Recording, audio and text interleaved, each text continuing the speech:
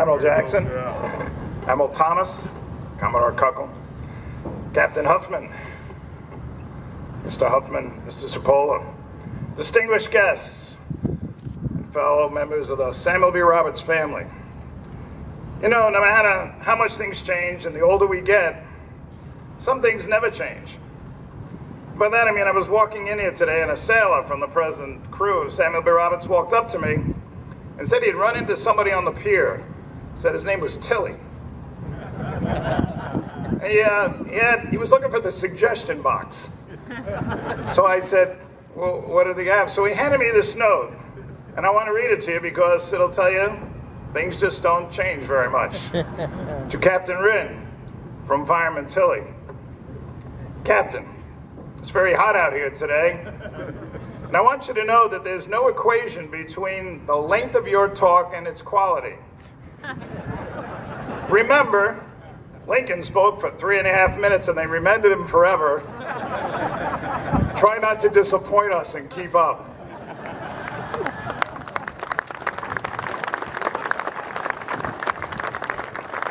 God love Michael Tilly. All right. Hey, we come together today to honor and pay tribute to a great lady. Samuel B. Roberts, FFG 58. She's given the nation more than it could ever ask for. Sleek and trim, and looking pretty good today. She provided us with a home far from the shores of our nation, and very often in hostile waters. Those of us who have served aboard her have always been dazzled by her maneuverability, exhilarated by her acceleration, and awed by her durability and indestructibility.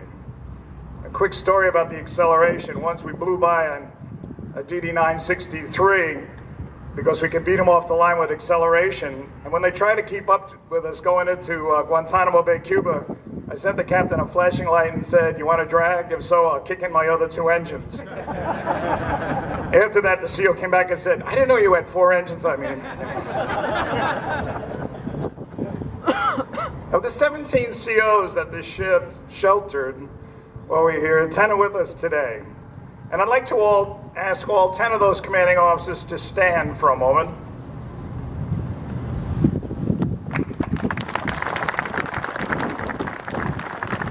Stay standing.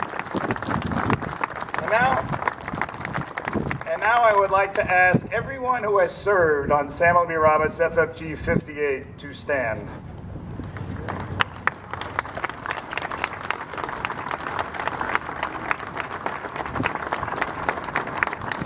Now listen up, okay, before you sit down.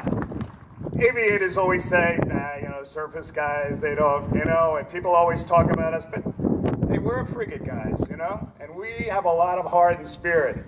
So this is our last time. It is our last time to say praise to this beautiful platform behind us. So I want you to join me in a heartfelt 3 cheers for Samuel B. Roberts. Ready? Hip, hip. Hooray! Hip, hip. Hooray! Hip, hip. Hooray! Okay, you can sit down now. Sorry.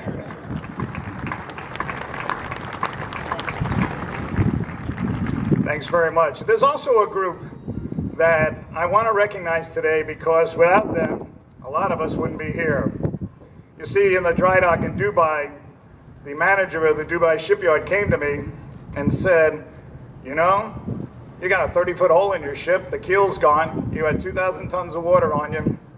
No ship in the European Navy, any European Navy, would have survived this. But I want to tell you something that's amazing.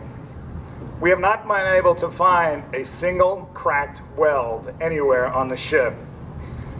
So to that amazing group of Mainers, very interesting personalities, who built and then rebuilt our ship, as John Towns would tell you, better than ever, I would like to ask for a round of applause for the mechanics and the welders of Bath Iron Works.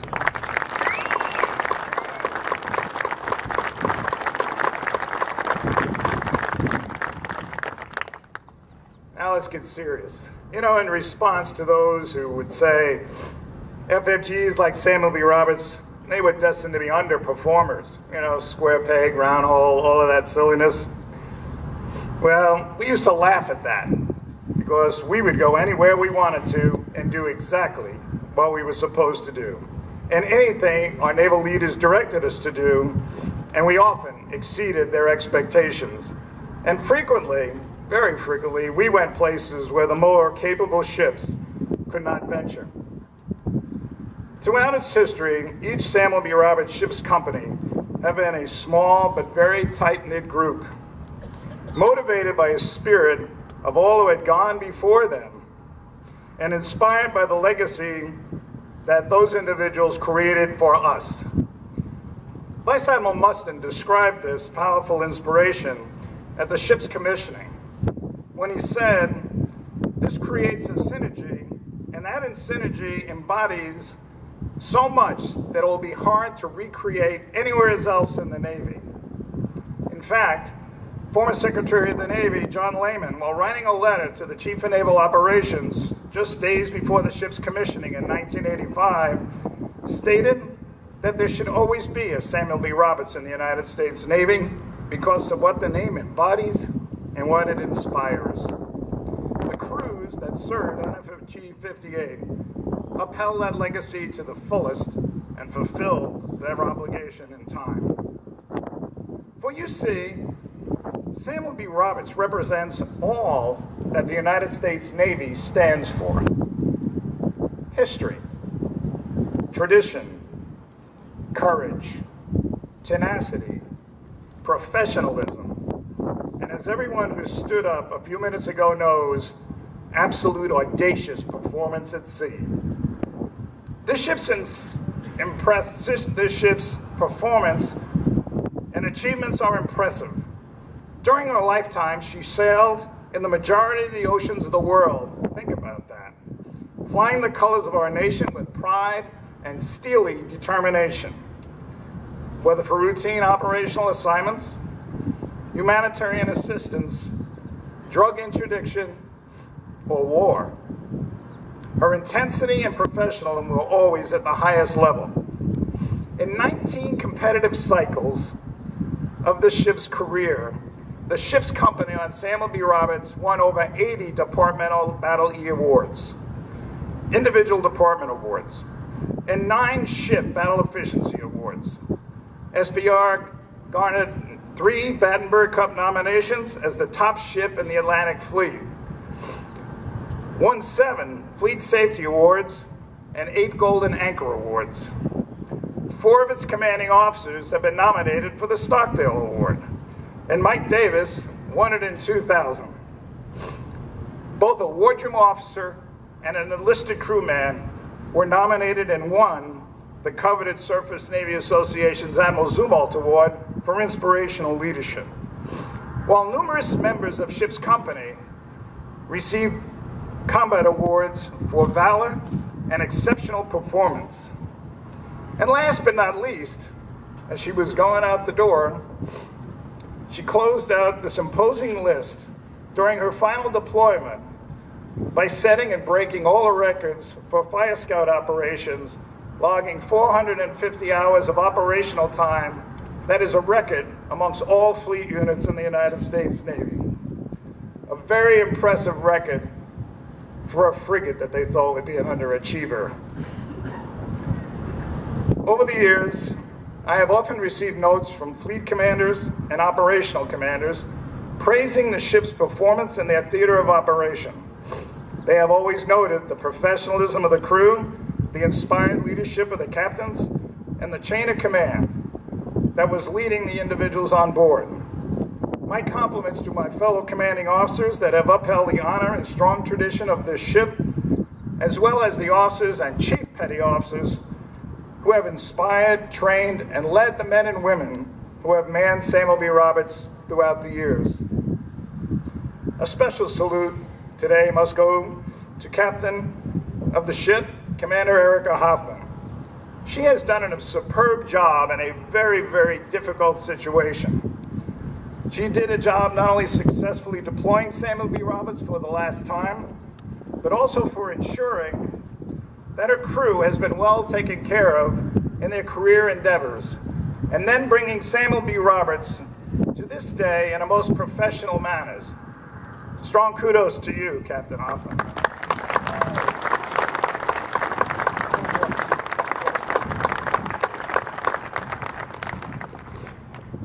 Walt Whitman, I can see Tilly, calm down. Walt Whitman, the great American poet, once wrote that America is a great nation, perhaps the greatest of all nations, but not because of its skyscrapers, its industry, its natural beauty, its monuments, or even its sleekest ships. No, our nation is a great nation because of its people. They're the ones that provide the ingredients that make us great. Their initiative, your initiative, drive, optimism, confidence, and durability to survive difficulty and persevere to success is what truly makes America great. Those that have served in Samuel B. Roberts over the past 30 years are the lifeblood of that assessment. They never considered failure. They never thought of ever giving up their ship. While walking these decks, they have represented the best the United States Navy has to offer, and then frankly, the best our country has to offer today. The nation should be very, very grateful.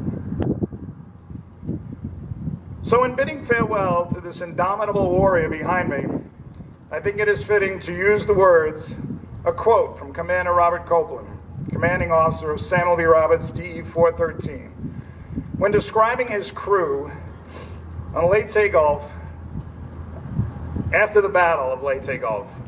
And trust me when I tell you, I have thought about this 100 times over the years. Copeland said, having been appraised of their situation, the men zealously manned their stations wherever they might be, and fought and worked with such calmness and efficiency that no higher honor could be conceived than to command such a group of men. So to FFG 58, I say, farewell, great lady. The image you racing at flank speed in heavy seas with your battle flag flying gloriously on the way to your next mission with undaunted determination will live in our memories forever. No higher honor.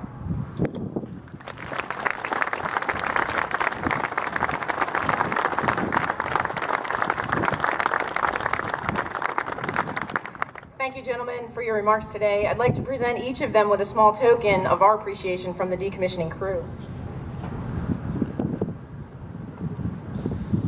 For Mr. Huffman, we have an American flag flown on board during one of our underway periods on FFG 58.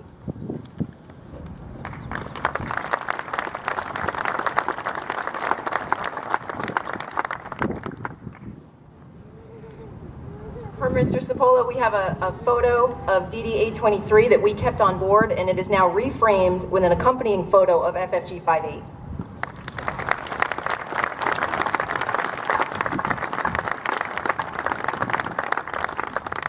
And for Captain Rinn, but, well, before we get to you, going off script for a minute, I would love to be able to give each of the members of the Mine Strike crew with a small piece of the ship.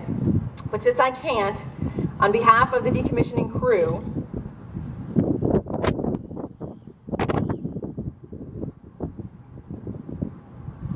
Mike Tilley, will you join us up here? Mike Tilley, come on up.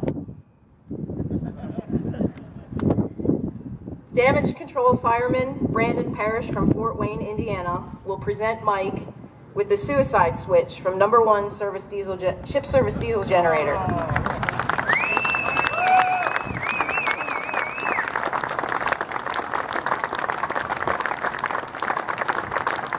Mike, it's a Caterpillar, not a Detroit, but it's all we got. And now for Captain Rinn. So it's now time really to go off script, because some of you might see that this is an empty shadow box. It's not a mean gift or a joke. I wouldn't do that. It's just that what's going in there is extremely special, and I actually don't have it yet.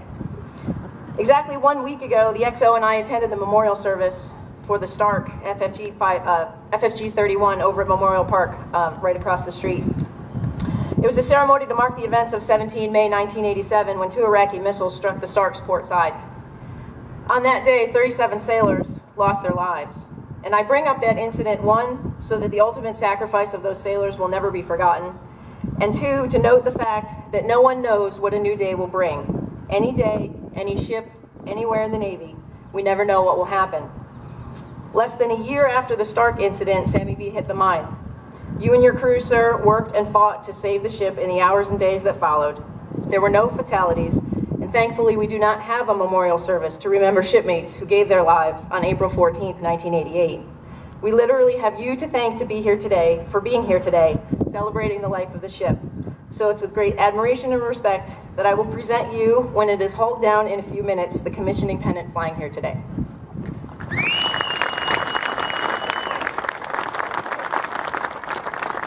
Don't worry, I'm getting one too, but it's the one we flew yesterday.